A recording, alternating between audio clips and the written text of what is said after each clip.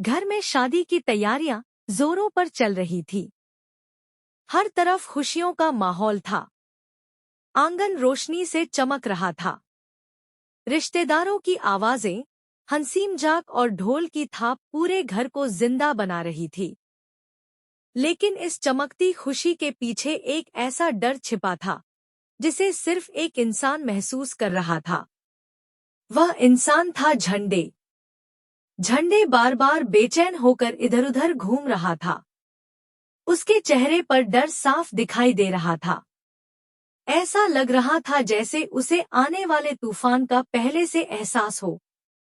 वह बार बार खुद से एक ही बात कह रहा था, अगर अनु को सच पता चल गया तो सब खत्म हो जाएगा। लेकिन सवाल यह था कि आखिर ऐसा कौन सा सच था जिससे पूरा परिवार डर रहा था। उधर अनु अपनी शादी को लेकर बहुत खुश थी। उसने कभी सोचा भी नहीं था कि उसकी जिंदगी में इतना खूबसूरत पल आएगा। आर्य भी उसे बेहद प्यार करता था। दोनों एक दूसरे को देखकर मुस्कुरा रहे थे। ऐसा लग रहा था जैसे उनकी जोड़ी सच में ऊपर वाले ने बनाई हो। परिवार वाले भी इस रिश्ते से खुश थे। हालांकि जालंधर ने इस शादी को रोकने की बहुत कोशिश की थी।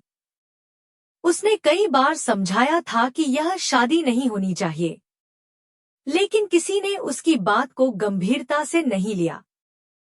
सबको लगा कि शायद वह बेवजह डर रहा है, लेकिन असली वजह कुछ और थी।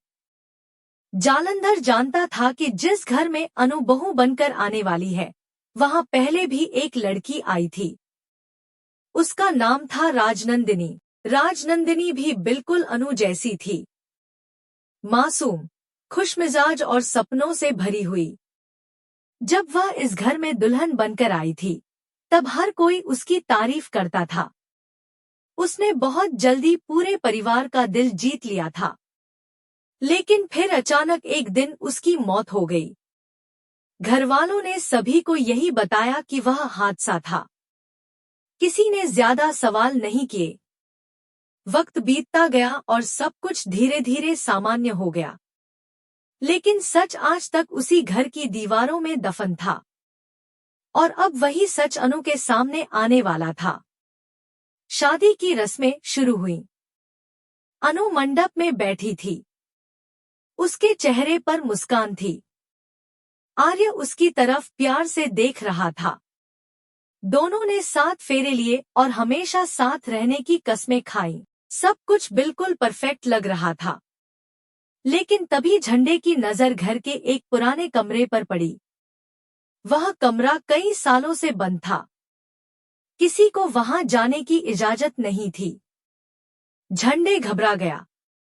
उसे डर था कि कहीं अनु उस कमरे तक ना पहुंच जाए, क्योंकि उस कमरे में सिर्फ पुराना सामान नहीं था, वहां राजनंदिनी की यादें कैद थी।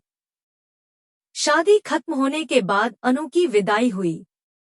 वह भावुक होकर अपने मायके से विदा हुई और आर्य के घर पहुंच गई।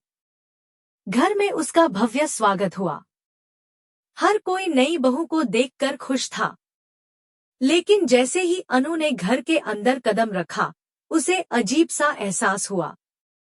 उसे लगा जैसे कोई उसे लगातार देख रहा हो। पहले तो उसने इस बात को नजरअंदाज किया। उसे लगा शायद शादी की थकान की वजह से ऐसा महसूस हो रहा है। लेकिन धीरे धीरे उसका डर बढ़ने लगा। रात को जब वह अपने कमरे में बैठी थी, तभी अचानक बिजली चली गई। पूरा कमरा अंधेरे में डूब गया। अनु घबरा गई।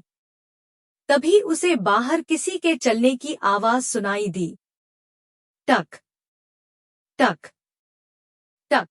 ऐसा लग रहा था जैसे कोई धीरे धीरे उसके कमरे की तरफ बढ़ रहा हो। अनु ने डरते हुए दरवाजे की तरफ देखा। उसका दिल तेजी से धड़कने लगा। उसने धीरे से आवाज लगाई, कौन है वहां? लेकिन बाहर से कोई जवाब